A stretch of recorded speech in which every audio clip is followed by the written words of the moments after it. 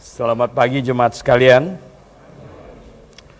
Karena hari ini tadi pagi si mau tanya saya mau pakai baju apa, saya bilang pakai yang Betawi. Ya. Jadi assalamualaikum warahmatullahi wabarakatuh. Ya, sekali-sekali saya waktu pergi ke Aceh ada beli satu style yang Aceh. Cuman waktu beli agak gemuk, jadi sekarang sudah kebesaran gitu ya, kelonggaran. Oke, jemaat yang dikasih dalam Tuhan, mari kita buka Alkitab kita. Saya ingin mengajak membaca di dalam Injil Yohanes pasal yang ke-14. Injil Yohanes pasal yang ke-14, ayat ini sudah sering kita baca. Tapi ini hari spesialnya. Waktu itu Tuhan katakan sebelumnya, dan waktu sedang dikatakan belum tiba, hari ini kita memperingati hari itu tiba. Yohanes 14 ayat 1-3 bunyinya, janganlah gelisah hatimu, percayalah kepada Allah, percayalah juga kepadaku. Di rumah Bapakku banyak tempat tinggal. Jika tidak demikian, tentu aku mengatakannya kepadamu.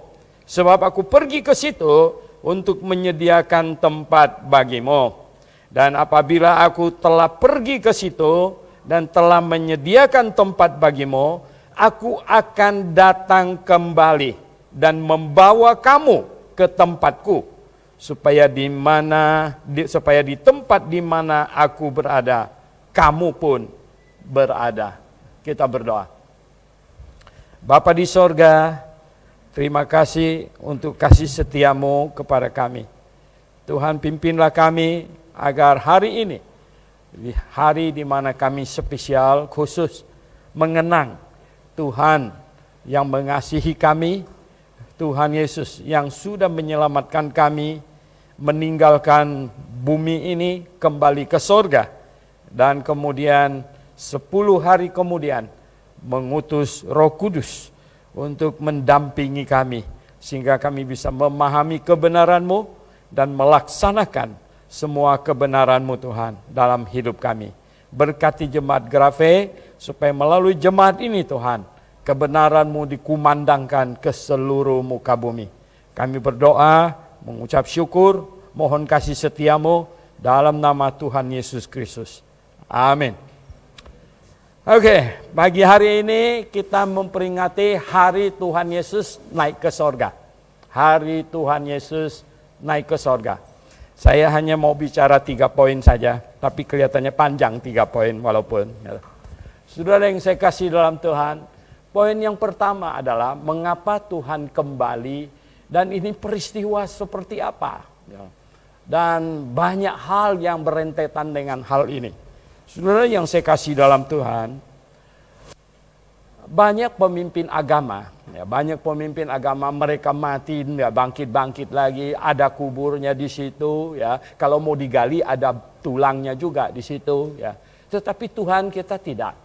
Tuhan kita, Pak Timotius tadi ngomong, orang mengolok-olok macam-macam, ya, bahwa mereka percaya kubur yang kosong segala macam. Memang kuburnya memang sudah kosong. Lagi pula salib orang Kristen beda dengan salib Katolik dulu, ya loh. Sekarang makin sama. Salibnya orang Kristen model begini, tidak ada patungnya di situ, ya. 20-30 tahun yang lalu, ya, ini anak muda sekarang umur 20 sudah nggak begitu merekodnya lagi, ya. Kalau beberapa puluh tahun yang lalu orang Kristen gampang sekali membedakan salibnya orang Kristen Alkitabiah tidak ada patung Yesusnya gitu. Tapi salibnya Katolik ada patung Yesusnya, di antaranya itu, saudara. Nah, saudara yang saya kasih dalam Tuhan Yesus Kristus, ini orang bisa mengolok-olok, tetapi walaupun ada olok-olok timbul dari bibir mereka, sebenarnya banyak ada yang mereka sendiri menyadari ini ada kebenaran di dalamnya. Lama-lama mereka bisa merenung, mengapa begini, mengapa begitu, mengapa ada spesial, dan mengapa kuburnya kosong, karena Yesusnya bangkit, ya. Dan Kalau tidak bangkit, ya imam-imam betapa gampangnya untuk mematahkan, ya kalau mereka sebut itu gosip dari murid-murid bahwa Yesus sebenarnya tidak bangkit. Tinggal keluarkan dia punya mayat, ya toh, keluarkan dia punya tulang dan lain sebagainya. Selesai sudah segala macam berita tentang Yesus bangkit. Tapi tidak bisa, karena Tuhan Yesus memang sudah bangkit. Dan bukan cuman itu, tadi kita membaca Lukas mencatat bahwa sekitar 40 hari Tuhan Yesus ulang-ulang menampakkan diri kepada murid-muridnya. Menampakkan diri kepada murid-muridnya.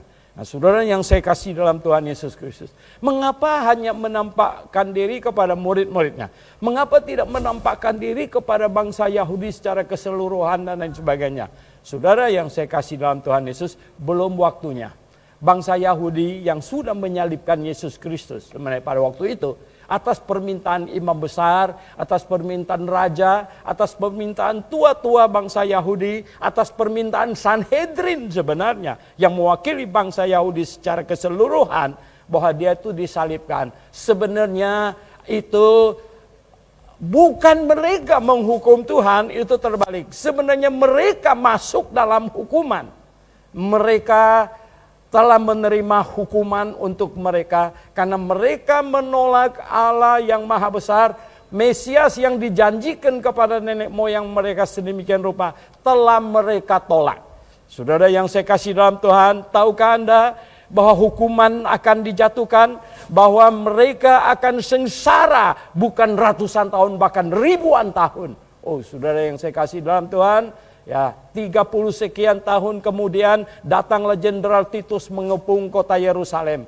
Sehingga kota Yerusalem sedemikian menderita sampai tidak ada makanan lagi di dalamnya, saudara. Ada yang sudah merebus daging anaknya yang sudah mati, daripada dikubur direbus saja untuk dimakan.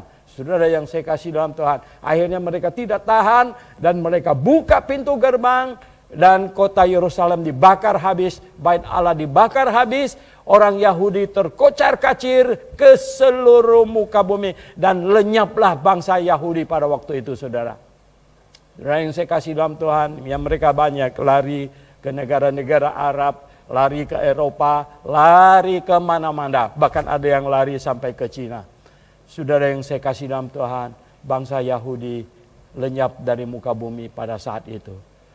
Saudara, makanya mereka berpikir bahwa mereka menghukum Yesus Kristus. Padahal sesungguhnya keputusan mereka itu adalah menghukum diri mereka sendiri. Mereka tidak menyadari akan hal itu.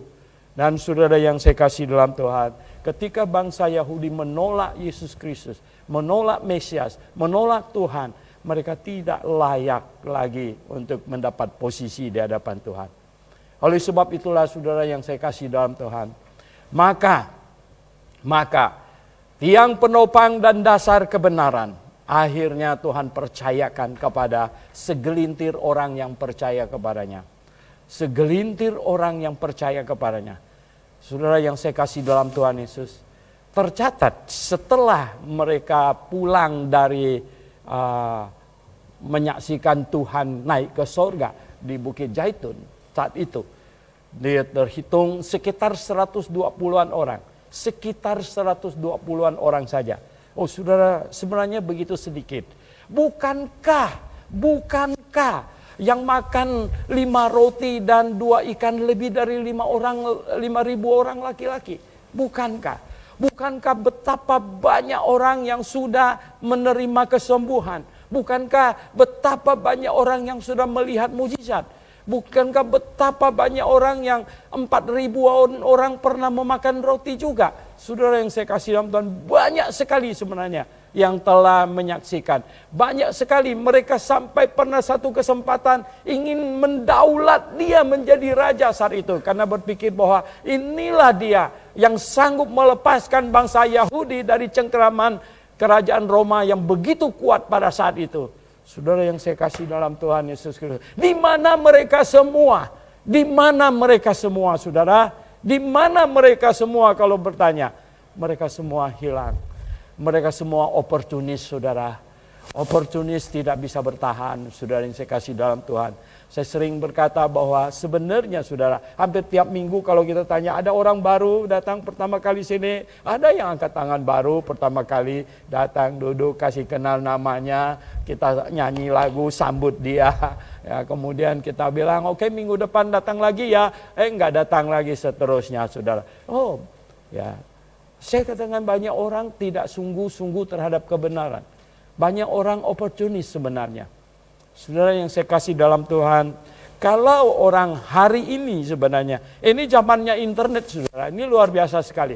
Ini zamannya jikalau orang sungguh-sungguh mau cari kebenaran, dia mustahil tidak ketemu grafe saudara. Dia mustahil tidak ketemu grafe hari ini saya katakan. Kenapa? Wow, ya.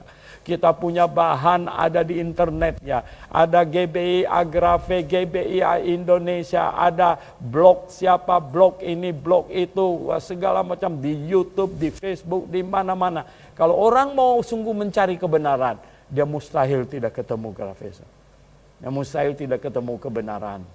Nah, saudara yang saya kasih dalam Tuhan, tetapi jikalau orang tidak mencari kebenaran, tapi oportunis, hanya lihat-lihat di mana, hanya mencari perkara duniawi.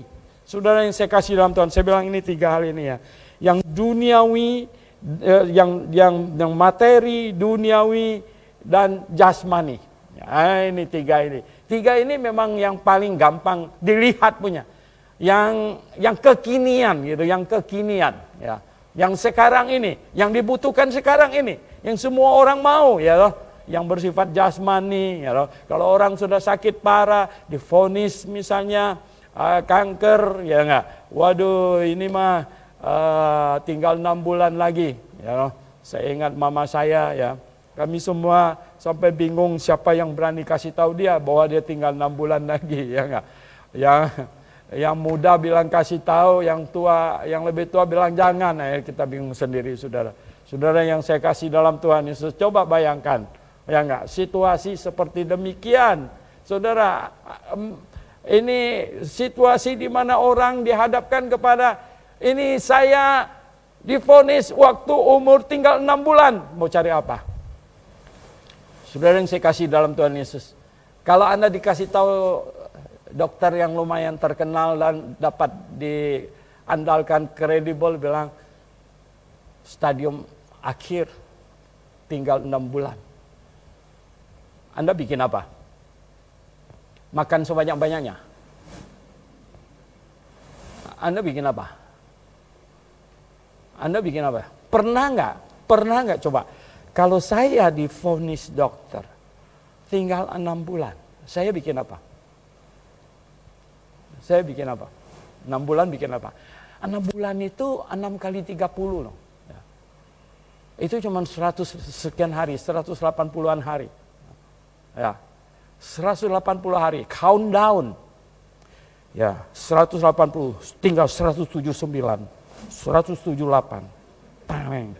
Taneng. Ya loh. Bukan ulang tahun, ulang bulan. Jadi ulang bulan makin berkurang. Anda bikin apa? Saudara, tadi Pak Timotius bilang, kenapa Tuhan tidak kasih tahu kita kapan dia datang kembali? Yang lebih banyak orang tahu, kenapa Tuhan tidak kasih tahu kita kapan kita mati? Ya, lebih seru lagi kalau kasih tahu, betul nggak? Zaman saya masih muda, saya sering mendengar cerita. Ya.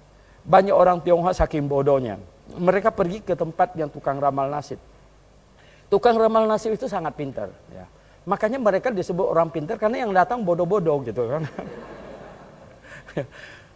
Saya pernah tinggal satu tetangga dengan tukang ramal nasib di Gang Landak dulu ya.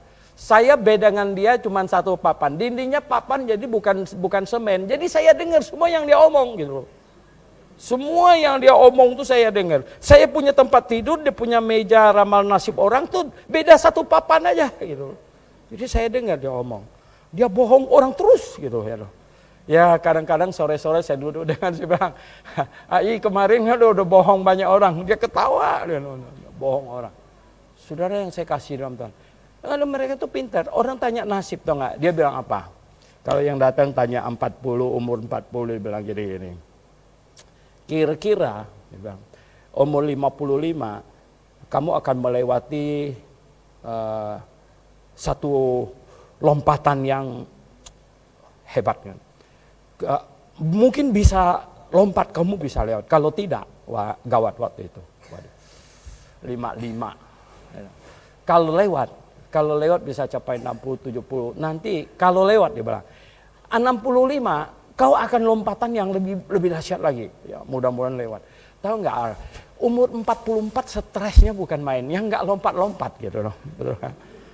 Karena apa? Waktunya sudah dekat sekali, gitu. Nah, saudara yang saya kasih dalam Tuhan Yesus, kalau Tuhan Yesus kasih tahu dia datang, setengah tahun lagi dia datang, 6 bulan lagi dia datang, kau bikin apa? Setengah tahun lagi kau mati lah, bukan dia datang, ya enggak? Kita mati, kau bikin apa?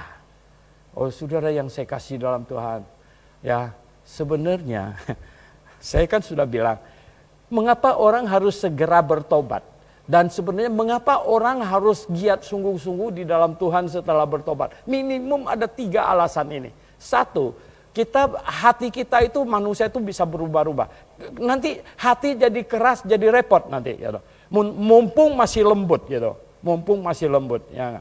Ketika Firaun mengeraskan hatinya 5 kali, baca Alkitab yang baik, maka kemudian Tuhan mengeraskan hatinya 5 kali. Sampai the last, yang terakhir, Tuhan keraskan hatinya untuk ngejar ke dalam laut. Sudah jelas nggak bisa kok, benar nggak? Tapi dia tetap ngejar sampai ke dalam laut dan habislah dia di situ. Saudara yang saya kasih dalam Tuhan, jangan sampai keraskan hati kita, nanti tak bisa lembut lagi. Gitu. Yang kedua, kita tidak tahu kapan kita akan dipanggil Tuhan. Kapan kita meninggal, kita tidak tahu. Oh, sehat-sehat kok, saya baru check up kok, ya toh, darah bersih, jantung kuat, ya toh, apalagi diabetes tidak ada, ya semua asam urat beres, semuanya beres. Keluar dari sini ditubruk mobil, habis kamu. Nah, saudara yang saya kasih dalam Tuhan, ya toh, benar nggak? Kita tidak tahu, kita betul-betul tidak tahu, gitu. Ya. Secara kedokteran medis bisa semuanya hebat. Hebat ya. Saya aja waktu punggung ini kok sakit terus, saya pikir ini masalah apa? Si mau bilang ini perlu cek jantung. Saya pergi cek jantung. Sekali dokter tuh kok malah, wah jantung Bapak masih cakep katanya, masih kuat. Wah, aduh lega. Ya, lega sekali ya. Tapi saudara yang saya kasih dalam Tuhan, penyebab mati itu bukan cuma jantung. Ada banyak hal yang lain, faktor yang lain. Banyak sekali gitu. Dan ya itu bisa menimpa siapa saja. Saudara yang saya kasih dalam Tuhan Yesus Kristus. Oleh sebab itu ya, selagi kita masih bisa punya waktu dengan Tuhan, sebenarnya kita anggap Tuhan ya, Engkau akan segera datang atau aku akan segera pergi. Maka saya ingin berbuat sebanyak mungkin yang bisa saya buat untuk Engkau. Saudara yang saya kasih dalam Tuhan Yesus, bangsa Yahudi finish waktu mereka. Ketika mereka berseru-seru, salibkan dia, lepaskan Barabas. Habis mereka. Secara kebangsaan. Saudara yang saya kasih dalam Tuhan Yesus. Kalau Anda pernah menyaksikan film Holocaust. Ya. Kalau Anda pernah menyaksikan film Holocaust. Bagaimana Hitler membunuh orang Yahudi. Anda bisa ngeri, tahu nggak? Anda bisa ngeri.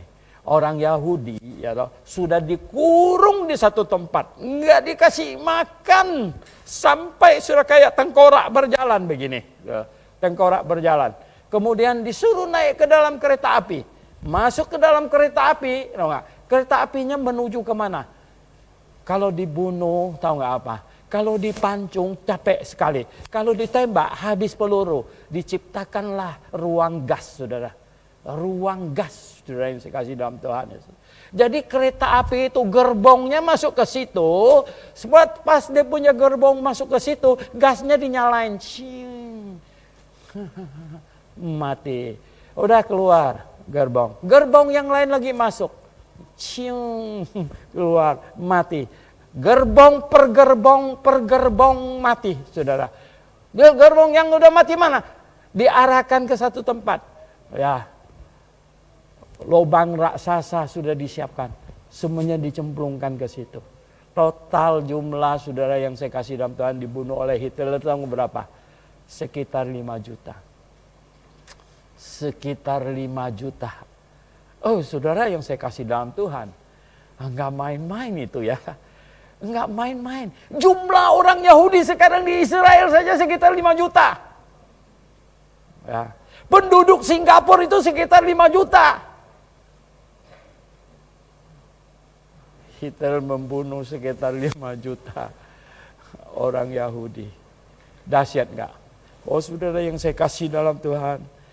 Tetapi ya, pada saat mereka berseru, salibkanlah dia, dan lepaskanlah Barabas, mereka tidak tahu apa yang mereka perbuat. Mereka tidak tahu mereka sedang menandatangani surat mati mereka. Mereka tidak tahu. Dan saudara yang saya kasih dalam Tuhan, oke lah. Ya, Calvinis bilang, Pak Suhento, apa Tuhan gagal di dalam misinya? Haha. Ya, saudara yang saya kasih dalam Tuhan Yesus, tahu tidak? Hanya 120 orang yang dikumpulkan pada waktu Tuhan Yesus naik ke surga. 120 orang. Dan 120 orang inilah yang sungguh-sungguh, yang bukan oportunis. Mereka adalah yang sungguh-sungguh mengerti bahwa Yesus Kristus adalah Mesias. Mereka inilah yang percaya dengan segenap-genap hati mereka. Mereka inilah orang benar. Mereka inilah yang menjadi kesayangan Tuhan, yang dibanggakan Tuhan. Mereka inilah sebenarnya menyelamatkan bumi. Saudara yang saya kasih dalam Tuhan. Kenapa? Ketika dunia tinggal 8 orang benar, Tuhan hapus dengan air bah. Hapus dengan air bah. Dan ketika di Sodom dan Gomora, tidak ditemukan di atas 10 orang benar lagi. Sesuai janji Tuhan kepada Abraham, diapakan? Di bom nuklir, habis semuanya. Saudara yang saya kasih dalam Tuhan. Tetapi di antara orang Yahudi masih ada 120 orang benar. Masih ada 120 orang yang menyaksikan Tuhan naik. Masih ada 120 orang yang sungguh-sungguh percaya kepadanya. Saya berkata bahwa mereka lah yang menyelamatkan bumi. Mereka lah yang dikasihi Tuhan amat sangat. Saudara yang saya kasih dalam Tuhan Yesus Kristus. Dan Tuhan, tentu Tuhan tidak mau berurusan lagi dengan imam-imam kepala. Segala macam, ya Raja Herodes apalagi. Semua itu tidak ada gunanya. Mereka tinggal tunggu waktu untuk menerima penghukuman saja. Tinggal tunggu waktu menerima penghukuman. Sekarang Tuhan mau berbuat sesuatu dengan 120 orang jemaat Tuhan, eklesia milik Tuhan. Nah ini poin yang kedua saudara. Poin yang kedua, eklesia Tuhan. Orang yang berhasil Tuhan kumpulkan yang percaya kepadanya. Orang yang sungguh mengasihi Tuhan. Yang Tuhan berhasil yakinkan dan mereka percaya bahwa Yesus Kristus adalah Sang Mesias, dialah Tuhan. Dan orang ini milik Tuhan, sejati Tuhan. Dan mereka dipercayakan.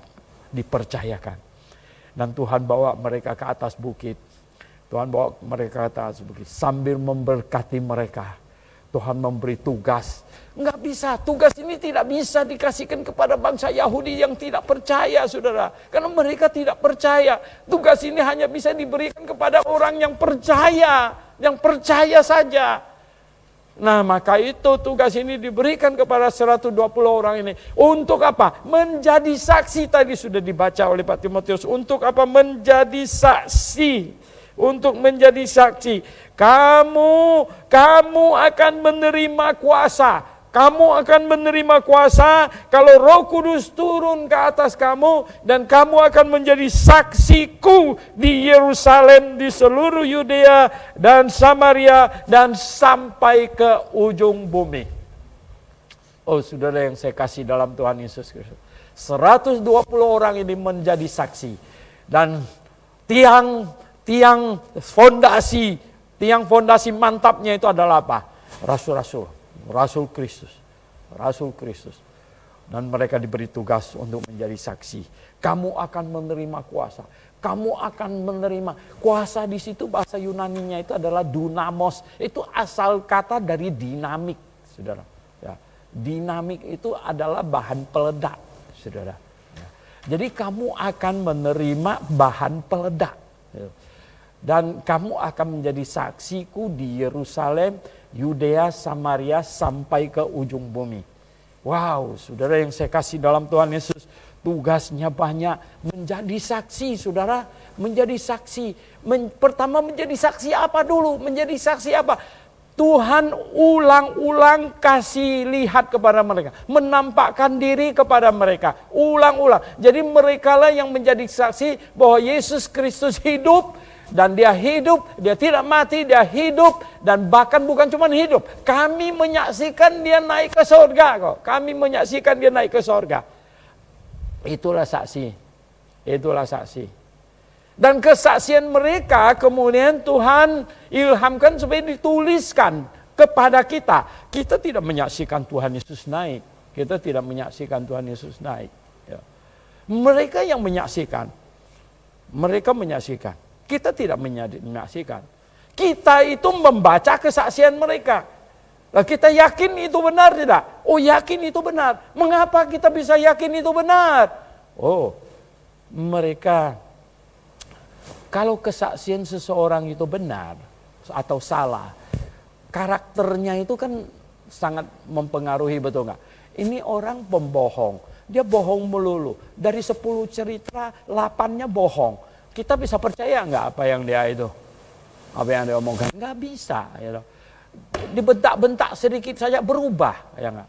Kadang-kadang kalau orang sudah dibawa ke kantor polisi nggak suruh cerita. Cerita bohong kan susah konsisten. Betul nggak? Ya. Kalau ngarang kita mesti sangat, ini orang mesti sangat jenius. Supaya tahu karangannya nanti diceritain lagi karangannya masih benar gitu loh. Ya. Kalau disuruh cerita ulang satu kali lagi karangannya masih benar lagi gitu. Kalau bohong ya nggak, oh ada cerita gini, dibentak-bentak kemudian dibawa ke kamar yang lain suruh cerita, beda lagi ceritanya. Saudara yang saya kasih dalam Tuhan, tidak bisa. Ini orang benar, mereka menjadi saksi. Mereka, saya katakan ya, mereka itu mensegel kesaksian mereka dengan darah mereka. Mensegel kesaksian mereka dengan darah mereka. Kalau atas kesaksian mereka dapat banyak duit, hari ini banyak murtadin, tidak semuanya, minta maaf ya toh, tidak semuanya, tapi ada gitu. Ada murtadin ya toh, balik ke sini, nanti pindah lagi, balik agama lain lagi. Semuanya apa? Supaya dibawa bersaksi gitu. Bersaksi dapat amplop, saudara. Bersaksi dapat amplop. Coba kalau bersaksi dapat apa? Dapat gebukan, dikecekan gitu. Gitu baru ya, saudara yang saya kasih dalam Tuhan. Itu kesaksian itu, betul nggak? Saudara, ya nggak? Kalau bersaksi dapat amplop, ini kesaksiannya itu kita lihat, wah ini kesaksiannya sangat diragukan. Bisa tambah kurangnya banyak. Ini kenapa? Karena dapat amplop ya, Ya. Kesaksiannya. Nah, mengapa semua rasul Tuhan izinkan, Tuhan biarkan, Tuhan izinkan mereka menderita semuanya, saudara, menderita semua. Tidak ada satu rasul pun yang tidak menderita. Mereka menderita sekali. Petrus bersaksi tentang Tuhan Yesus, juru selamat yang mati disalib untuknya. Mereka bilang, kita salibkan dia aja. Lalu mereka tangkap dia, salibkan. Dan Petrus masih berkata, saya sebenarnya tidak layak untuk mati seperti Tuhan saya. Kalau kalian terpaksa salibkan saya, dia kepala sebelah bawah, saudara. Kepala sebelah bawah. Thomas tercatat dalam sejarah sampai ke India memberitakan Injil. Mungkin dia dihabisin sama Hindu-Hindu di sana gitu.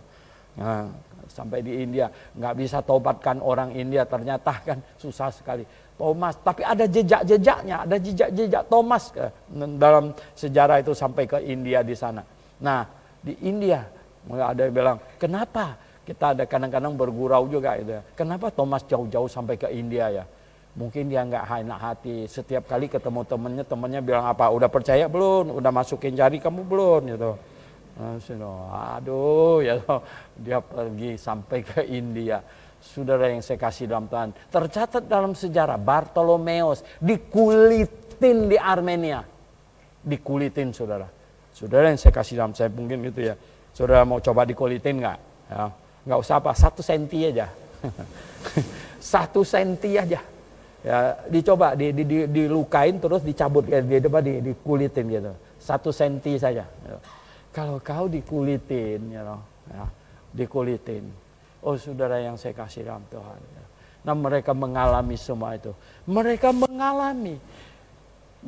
mengalami karena apa? Karena kesaksian mereka, saudara. Karena mereka bersaksi bahwa manusia berdosa. Mereka bersaksi bahwa manusia berdosa tidak bisa pergi ke surga. Mereka bersaksi bahwa orang yang mau pergi ke surga harus selesai dosanya. Mereka bersaksi bahwa dosa hanya dapat diselesaikan dengan penghukuman. Mereka juga bersaksi bahwa penghukuman itu diambil alih oleh Yesus Kristus di atas kayu salib. Mereka bersaksi, kamilah yang sudah melihatnya. Dia sebenarnya bisa melawan karena dia itu Tuhan. 1 kata saja habis semua itu. Tetapi dia membiarkan dirinya disalibkan.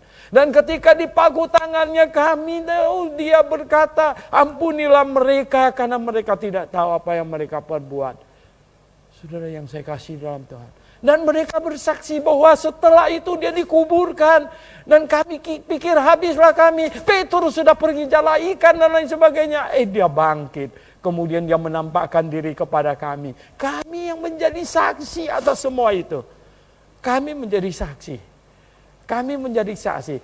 Barang siapa yang mau dosanya selesai, harus bertobat dan percaya kepadanya. Menjadi saksi. Oh saudara yang saya kasih dalam Tuhan. Kepada orang-orang yang percaya inilah Tuhan titipkan Injil keselamatan untuk disebarkan kepada semua bangsa. Saudara yang saya kasih dalam Tuhan Yesus. Dan kita hari ini adalah murid Tuhan di abad 21, saudara yang saya kasih dalam Tuhan. Kita inilah. Saudara yang saya kasih dalam Tuhan Yesus. Kesaksian apa yang kau berikan kepada dunia ini? Murid-murid Tuhan bersaksi. Saya tidak lihat Tuhan Yesus disalib. Saya tidak lihat bagaimana dia dikuburkan. Tuhan Yesus bangkit dan tidak menampakkan diri kepada saya. Tidak. Hari ini saya bersaksi atas apa yang mereka tulis di sini. Ini yang mereka tulis. Ini kesaksian mereka di sini. Saya yakin apa yang mereka tulis ini benar. Omongannya beda sekarang. Dulu di antara 5 kata 1 kata maki orang. Sekarang dia berubah. Dia berubah. Kesaksian macam begini. Kesaksian macam begini. Apa yang mengubah kamu? Apa yang mengubah kamu? Yesus Kristus mengubah saya. Saya berubah. Saya berubah. Dulu saya tidak tahu itu dosa. Dulu saya tidak tahu itu dosa. Sekarang saya tahu. Dulu saya hantam saja. Sekarang saya tahu. Tidak boleh begitu. Sekarang saya mau hidup menyenangkan Tuhan. Hidup yang berubah. Saudara yang saya kasih dalam Tuhan bisa begitu. Dulu saya sedikit-sedikit aja orang duel. Ya enggak? Sedikit-sedikit aja. Ayo. Ya, mana jagoannya? Kita cari lapangan. Sekarang kita tenang. Sabar. Ya. Tenang. Ya, dulu saya hidup kacau balau. Dulu saya hidup kacau balau. Anda bisa bersaksi begini aja udah hebat sekali. Dulu saya 1 hari 2 bungkus rokok. Sekarang tidak merokok sama sekali. Sekarang tidak merokok sama sekali. Dulu saya tukang marah-marah di rumah, saya marah terus, semua orang di rumah susah hidup dengan saya. Sekarang ya, saya menjadi faktor pendamai. Berbahagialah orang yang membawa damai. Saya membawa damai. Rumah tangga itu menjadi damai karena ada saya. Karena ada faktor saya. Bisakah saudara begitu? Ini kesaksian saudara. Ini kesaksian. Kesaksian bahwa Anda sudah diselamatkan. Kesaksian bahwa Anda ketemu kebenaran. Ini dia. Ini dia. Ini yang sebenarnya saya sangat ingin. Saudara yang saya kasih dalam Tuhan. Sekarang ada banyak pengajaran. Bertebaran di Facebook, di YouTube, di mana-mana. Bertebaran banyak pengajaran. Saudara, Anda bisa ada di sini karena apa? Anda bisa bersaksi kepada orang. Mengapa Anda ada di sini? Anda bisa bersaksi kepada orang bahwa Anda ketemu kebenaran. Oh saudara yang saya kasih dalam Tuhan Yesus. Semua murid Tuhan Yesus pada waktu itu disuruh bersaksi. Bersaksi apa? Bersaksi bahwa mereka sudah ketemu Mesias yang dinantikan oleh bangsa Yahudi. Sejak Abraham, Daud seterusnya diurutkan. Kami sudah ketemu dia. Kami sudah ketemu dia. Saudara yang saya kasih dalam Tuhan Yesus. Kamu ketemu kebenaran tidak? Kamu ketemu kebenaran. Oh saudara yang saya kasih dalam, kalau Anda sudah ketemu kebenaran, bersaksilah bahwa Anda ketemu kebenaran. Saudara, ya, kalau kita tidak bersaksi, orang tidak tahu. Gereja ini walaupun kita punya website, kita punya YouTube, kita punya apa, tidak menggerget jikalau Anda bersaksi kepada teman Anda. Tidak sehebat itu.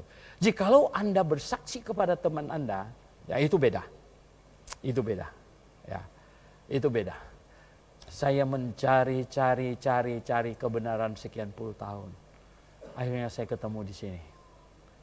Hah? Kebenaran seperti apa? Anda bisa sampaikan. Anda bisa sampaikan. Saya dulu dibohongin. Saya dibohongin, ya. Saya mengira Yesus disalib hari Jumat. Dan sekarang saya tahu hari Rabu. Oh yang benar semua orang hari Jumat kok. Seluruh dunia. Cuman Suhento gila itu. Anda harus dapat menjelaskannya. Menjelaskannya. Dulu saya dibohongin. Saya berpikir Yesus lahir tanggal 25 Desember. Ternyata itu hari penyembahan Dewa Matahari. Yesus mustahil lahir bulan Desember. Dia mestinya begini. Aneh lagi. Ini poinnya. Aneh lagi. Oh, tidak aneh. Tidak aneh. Kasih tahu ayatnya. Ayatnya. Saudara yang saya kasih dalam. Dulu saya tidak tahu. Orang perjanjian lama masuk surga, bertobat percaya juru selamat yang akan datang. Orang perjanjian baru masuk surga, bertobat percaya kepada juru selamat yang sudah datang. Saudara yang saya kasih dalam Tuhan Yesus. Christian Prince hebat. Saya suka nonton. Tapi ilmunya hebat itu membongkar sampah di sana. Gitu. Ya. Mutiara di sini tidak begitu dia tahu. Anda tahu maksud saya? Ini banyak bahasa figuratif nih. Ya, Anda tahu. Kenapa satu kali saya nonton dia? Christian Prince ditanya bagaimana orang perjanjian lama masuk surga waktu itu belum ada Yesus. Dia tidak bisa jawab. Sayang sekali. Christian Prince tidak ikut blog kelas. Sayang sekali. Sayang sekali. Saudara yang saya kasih tahu. Anda bisa bersaksi. Anda ketemu kebenaran. Bisa bersaksi, saudara. Bersaksi banyak hal, saudara yang saya kasih dalam Tuhan Yesus. Bersaksi itu kadang-kadang kalau di pengadilan bersaksi itu kayak bertempur. Kenapa? Biasanya di pengadilan kan gini, ada yang tertuduh, ada jaksa, terus ada orang bersaksi. Bersaksi itu kan ada dua kelompok orang. Ini bersaksi meringankan atau bersaksi yang memberatkan gitu. Kau bersaksi apa? Bersaksi. Kamu harus terjadi pertentangan fakta segala macam. Maka itu kadang-kadang memang bersaksi, makanya tidak begitu banyak orang rela bersaksi juga gitu. Karena bersaksi bisa stres. Saya satu kali bersaksi di pengadilan seumur hidup saya. Seumur hidup 1 kali saya bersaksi. Itu pun gak enak, sampai hari ini saya gak enak. Sampai hari ini. Kenapa? Ada anak umurnya 14 tahun salawat itu. Umur 14 tahun. Gila dia. Gitu. Wah, nggak tahu dia kena apa atau nggak. Nggak bisa diajar sama bapaknya. Semua perhiasan kakak-kakaknya habis dijual sama dia. Hancur lebur semuanya. Satu keluarganya dibuat hancur lebur. Sampai terakhir tuh apa? Itu Suzuki Carry bapak punya yang baru dijual 5 juta. Kemudian mereka cari dia seminggu kemana. Ketemunya di Hotel Indonesia. Saudara bapaknya tanya sama saya, Pak Suhento, ini mesti diapakan anak saya? Saya bilang, ada nggak tempat Kristen yang bisa dititipkan, bisa memperbaiki? Wah, saya bilang, ini sih kalibernya sudah kaliber agak gawat. Saya bilang, dia bilang, jadi gimana? Masukin aja penjara anak, saya bilang, yang di Tangerang. Masukin penjara anak, saudara. Ternyata tidak main seenak-enak boleh masuk, lewat pengadilan, saudara. Lalu diadili dulu di pengadilan. Nah, Pak tuh mengadil dia itulah saya terpaksa diminta jadi saksi. Jadi saksi ahli pendeta Suhento Liao. Menurut Bapak pendeta, anak ini tidak bisa diajar lagi. Betul tidak? Betul. Waduh. Saya lupa semua lengkapnya itu. Intinya anak itu diketok palu, masuk penjara anak-anak di sana. Ya, masuk penjaranya cara bawanya aneh lagi. Bapaknya bilang apa? Karena dia sekolah sana masuk keluar lagi, sekolah sana masuk keluar lagi, sekolah sana masuk. Bapaknya bilang apa? Sekarang adalah sekolah yang bagus untuk kamu. Lalu dibawalah mobil masuk ke dalam penjara, pintunya dibuka gitu kan. Langsung mobil masuk ke dalam gitu. Dia masuk ke sana, dibilang ini sih bukan sekolah katanya. Ini sih penjara, ya memang penjara. Setelah berkas-berkas semua diserahkan, tahu nggak? Dia ditahan, mobil keluar, dia nggak boleh keluar lagi. Itu dia nangis sampai kontak lennya copot. Sampai kontak lennya copot. Saudara, Anda bersaksi. Saya bilang, saya bersaksi 1 kali aja seumur hidup. Ini aja merasa, aduh ya roh, ya nggak? Dia nangis dari pagi sampai sore, nggak berhenti-berhenti. Mamanya juga nangis, satu keluarga nangis semuanya. Saya tambah bersalah lagi. Anda bisa bayangkan, ya nggak? Saya yang usulin dia masuk ke situ. Oh saudara yang saya kasih dalam Tuhan. Saya kasih tahu. Tetapi sesulit apapun juga, Anda terima nggak perintah Tuhan supaya kita bersaksi? Gimana? Hah? Anda terima nggak sekarang? Ya, Tuhan kembali ke surga, Tuhan kembali ke surga. Anda terima tidak perintah Tuhan untuk kita bersaksi? Bersaksi. Bersaksi kita bukan bersaksi pembohong. Bersaksi itu adalah apa yang menurut kamu udah benar, kamu lihat memang benar. Nah, hakim tanya saya, apa menurut keterangan bapaknya, dia jual mobilnya gini dan kemudian uangnya dipakai, kemudian tinggal di hotel seminggu, benar tidak Bapak? Benar. Ya kita kan cuma begitu ya enggak? Benar gitu. Ya benar sama, ya benar, itu dia benar gitu. Nah, bersaksi. Saudara, Tuhan kasih kita tugas bersaksi. Kamu terima enggak ini bersaksi ini? Bersaksi kadang-kadang bisa terancam juga loh. Ya, bisa terancam loh. Ya, penjahat itu tahu ini saksi yang akan memberatkan dia ini. Apalagi yang melihat dia bunuh orang, kau jadi saksi. Wah, bisa-bisa kau berikutnya, betul nggak? Kau bisa berikutnya. Menjadi saksi itu kadang-kadang bisa berat. Tetapi saya tanya sama kamu, kalau Tuhan naik ke surga sambil memberkati, kemudian dia tinggalkan satu tugas supaya kamu apa katanya? Menjadi saksi. Kita terima nggak ini? Kita terima nggak? Oke. Terima, amin? Wih. Oke, kita jadi saksi ya. Poin 3 sekarang. Poin 3. Ini hari ini spesial. Nggak ada persembahan. Nggak ada yang nyanyi segala macam. Jadi agak panjang sedikit. Gitu. Saudara yang saya kasih dalam poin 3. Poin 3 itu apa tahu nggak? Pernah nggak Anda renungkan? Pernah nggak Anda renungkan? Kenapa kekristenan di Eropa mundur? Mengapa kekristenan di Australia lebih mundur lagi? Mengapa kekristenan di Amerika yang katanya the champion of Christianity country The best of the best. Sekarang menurun, saudara. Menurun. Pernah nggak Anda renungkan? Pernah nggak ikut memikirkannya gitu loh? Pernah nggak mengamatin apa yang terjadi sebenarnya di sana? Apa yang terjadi di Eropa? Apa yang terjadi?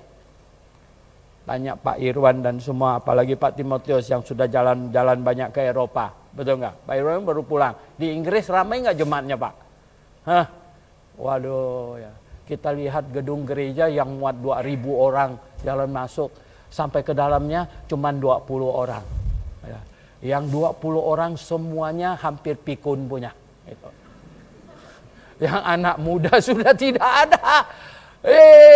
Kenapa bisa jadi begitu? Pernah Anda bertanya?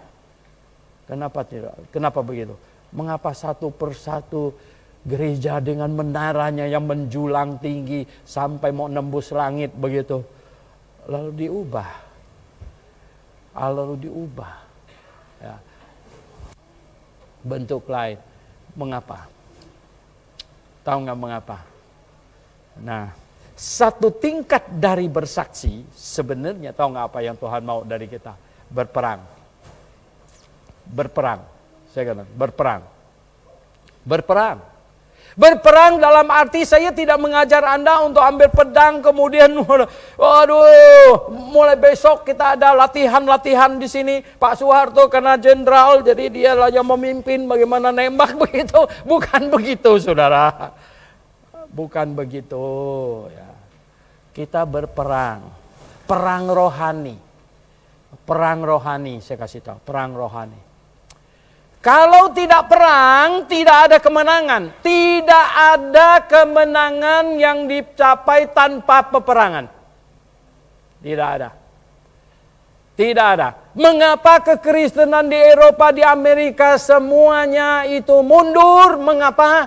Karena mereka gencatan senjata. Karena mereka tidak perang.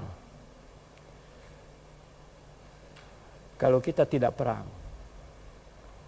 kita gencatan senjata, kita sama. Mengapa Grafe sudah ratusan kali dulu seminar, sekarang ganti blok kelas? Kita dapat jiwa terus, kenapa? Karena saya berperang dan saya sungguh hati. Saya tahu bahwa yang perlu ditonjolkan bukan persamaan antar gereja, tetapi perbedaannya. Betul nggak? Ketika kita sampaikan perbedaan, silakan orang yang punya akal sehat, yang masih ada otak di kepalanya, pikir baik-baik dan pilihlah yang benar. Itu saudara yang saya kasih dalam Tuhan Yesus. Kalau kita bicara persamaan, kita cari persamaan Kristen dengan Buddha, ya lama-lama kita sama-sama aja. Betul nggak? Kalau kita cari persamaan antara kita dengan UAS yang dideportasi dari Singapura, kita cari sama-sama. Ya lama-lama kami 2 seminar bersama, saudara. Ya, kita seminar bersama. No. Kenapa baptis yang begitu kecil pada waktu abad 17, 18, apalagi kecil sekali, mengapa akhirnya menjadi denominasi terbesar dan terbanyak di Amerika? Mengapa? Anda baca sejarah, mereka berperang.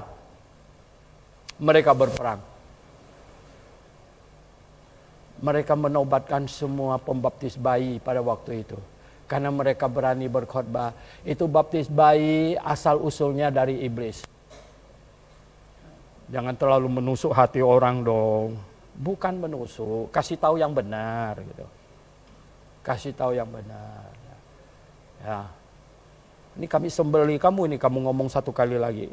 Ya ini ada sembeli. Ya. Mengapa mereka menobatkan begitu banyak orang? Ya. Karena mereka berani omong. Mereka sampaikan. Perbedaannya. Apa perbedaan gereja kamu dengan gereja yang sana? Kasih tahu. Oh ya? Beda ya. Kalau beda pasti yang punya logika, yang akal sehatnya masih jalan. Kalau beda, mana yang benar? Kalau tidak beda, ya nggak apa-apa lah. Gitu. Ya udah kita kawin aja, ya. Nanti gini aja, ya. Seminggu ke gereja kamu, seminggu ke gereja gua. Ya, oke. Anak kita bagi 2 aja. Gitu. Sebagian anak ikut saya, sebagian anak ikut kamu. Saudara yang saya kasih, no. Tidak begitu, saudara. Tidak begitu. Ya. Tuhan mau kita itu perang rohani, saudara. Ya, perang rohani. Sampaikan apa yang beda. Apa yang beda. Nah, itulah sebabnya minggu-minggu yang lalu saya pilih tema sampai semuanya menjadi satu iman. Kalau satu jemaat di sini, satu jemaat, kita harus satu iman. Kita harus seiman dan menjunjung tinggi apa yang kita yakini, apa yang kita percaya itu kita menjunjung tinggi semuanya itu. Mengapa saya percaya itu? Ya. Mengapa saya tidak menjadi gembala di gereja yang lama? Mengapa saya tidak pergi ke gereja ini? Mengapa saya tidak pergi ke gereja itu? Mengapa? Apa perbedaannya? Apa yang diyakini di sini? Apa yang diyakini di sana? Semuanya. Saudara yang saya kasih dalam Tuhan. Perbedaan. Perbedaan. Dan ketika perbedaan dimunculkan, maka tidak bisa tidak. Semua orang harus memilih. Semua orang harus memilih. Dan itulah sebenarnya yang Tuhan mau. Saudara yang saya kasih dalam Tuhan. Tetapi iblis tidak mau. Iblis bilang apa? No hate speech. Sekarang hate speech. Ujaran kebencian. Tidak bisa. Ya. Sebenarnya ini gembala pengkhotbah baptis di Kanada. Itu jadi penakut sekarang. Zaman dulu itu pengkhotbahnya bilang apa? Itu baptisan bayi dari iblis. Ditangkap masuk penjara. Masuklah. Dalam penjara masih khotbah. Itu baptis bayi dari iblis. Khotbah terus. Di penjara lebih lama lagi. Nggak apa-apa. Khotbahnya lebih lama lagi. Dan sekarang Kanada membuat peraturan pemerintah. Barang siapa yang berkata homoseks itu melawan Tuhan. Melanggar Alkitab. Masuk penjara. Pendetanya takut, nggak berani khotbah lagi. Alah. Padahal justru masih khotbah, betul nggak? Makin kenceng, itu salah. Gitu. Homoseks itu salah. Gitu. Itu lubang bukan untuk itu untuk gitu. Bodoh amat gitu. Gitu. Kenapa bisa begitu? Ya. Itu mereka harus ini. Lalu ditangkap masuk penjara, makin dia expose. Gitu. Dia khotbahnya begitu. Memang benar. Apa yang dikhotbahkannya dia kasar benar. Tapi yang dikhotbahkan benar nggak dulu? Bukan masalah kasarnya. Benar nggak? Saudara yang saya kasih dalam Tuhan. Memang perlu bertempur. Kalau bertempur ada cedera nggak?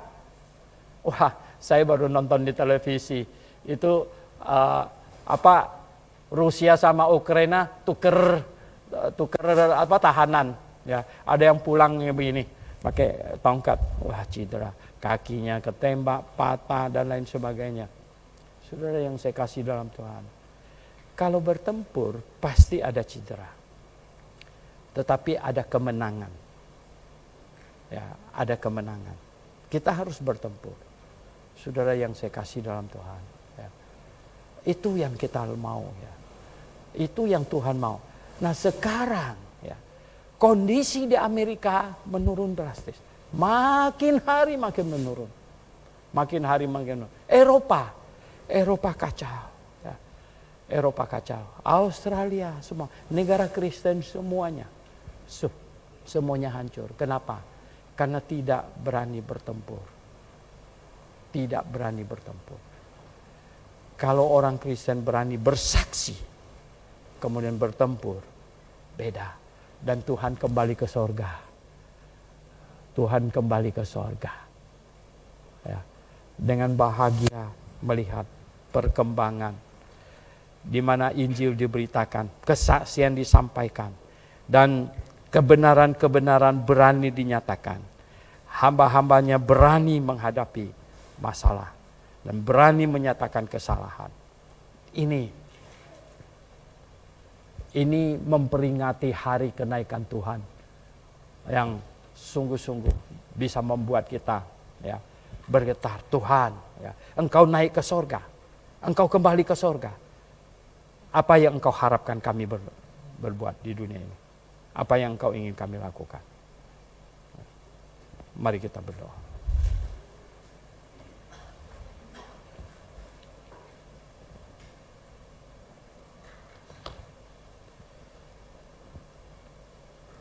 Tuhan mau kita bersaksi. Bersaksi atas keselamatan jiwa kita. Bersaksi atas perubahan hidup kita. Bersaksi atas segala hal yang Tuhan kerjakan dalam hidup kita. Dan Tuhan mau kita bertempur. Tuhan mau kita melawan dosa, melawan penyembahan berhala, melawan kesesatan-kesesatan dalam kekristenan. Melawan. Kalau bukan kita yang mengungkapkan bahwa itu salah, bahwa itu sesat, lalu kita diam, bagaimana hal-hal itu bisa timbul, bisa mencuat, dan bisa menjadi poin untuk menilai. Bagaimana bisa? Oleh sebab itu Tuhan mau kita berani menyampaikan kebenaran. Berani menyampaikan yang benar. Berani menyatakan yang salah. Tidak perlu menyinggung nama orang, tapi kita menyatakan perbuatan itu salah. Itu salah. Bahwa itu dosa. Pengajaran itu salah. Itu sesat. Kita sampaikan. Bapa di sorga, Tuhan Yesus, Engkau kembali ke sorga 2000-an tahun yang lalu. Engkau kirim Roh Kudus untuk menolong kami, membantu kami bersaksi. Tuhan, Tuhan tolonglah agar kami dapat bersaksi dengan baik. Tolonglah kami, supaya kami menjadi murid-Mu yang baik Tuhan. Menjadi murid-Mu yang berani menyampaikan kebenaran. Kami tahu ada resiko Tuhan, tapi tolonglah kami. Tuhan, kuatkan kami, hiburkan kami. Dan kiranya Tuhan menolong kami semuanya. Terpujilah nama-Mu Tuhan. Engkau kiranya ditinggikan. Engkau kiranya dimuliakan melalui hidup kami, pengajaran kami, dan apa yang kami imankan. Kami berdoa dengan segenap hati kami. Dalam nama Tuhan Yesus Kristus. Amin.